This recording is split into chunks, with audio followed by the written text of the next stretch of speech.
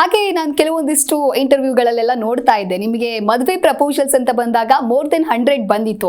So ಆ ಒಂದು situation ನ ಯಾವ ರೀತಿ ಬ್ಯಾಲೆನ್ಸ್ ಮಾಡಿದ್ರಿ ಅಥವಾ ನೀವು ಹೇಗೆ ಸೆಲೆಕ್ಟ್ ಮಾಡ್ಕೊಂಡ್ರಿ ಸರ್? ಇಲ್ಲ, ನಾನು ಚಿಕ್ಕವನಿಂದನೂ ಸ್ಕೂಲಿಂದನೂ 10th ಇದ್ದಾಗಿಂದ ನನಗೆ ಬ್ಯಾಗಿ ಅಂತ ಕರೆಯೋರು, ಕ್ಯಾಮಲ್ ಅಂತ ಕರೆಯೋರು, ಹೈಟ್ ಇದ್ದೆ ಅಂತ ಅಡ್ಡ ಹೆಸರುಗಳು. ಅಂದ್ರೆ ಬ್ಯಾಗಿ ಅಂದ್ರೆ ಅಷ್ಟು ಲೂಸ್ ಪ್ಯಾಂಟ್ ಹಾಕೊಂಡು ಸ್ಟೈಲ್ ಆಗಿ ಹೊಲಿಸ್ಕೊಂಡು ಆಗ್ಲೇ ತುಂಬಾ ಸ್ಟೈಲ್ ಮಾಡ್ತಾ ಇದ್ದೆ. ಅಂದ್ರೆ ಎಲ್ಲಾ ಹುಡುಗರಿಗೂ ಮಧ್ಯ ನಾನು ಎದ್ದು ಕಾಣಿಸ್ತಾ ಇದ್ದೆ ಆ ತರ.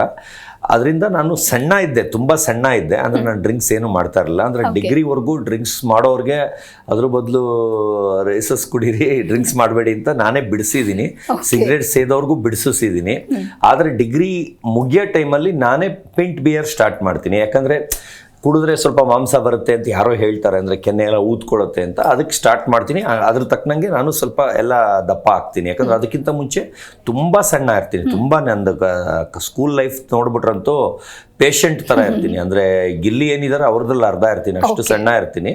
ಆಮೇಲೆ ಎಲ್ಲ ಬಿಯರ್ ಮಾತ್ರ, ಆ ಡ್ರಿಂಕ್ಸ್ ಕುಡಿಯೋದಿಲ್ಲ. ಬಿಯರ್ ಸ್ಟಾರ್ಟ್ ಮಾಡಿದ್ಮೇಲೆ ಈ ಥರ ಆಗಿದ್ದೀನಿ.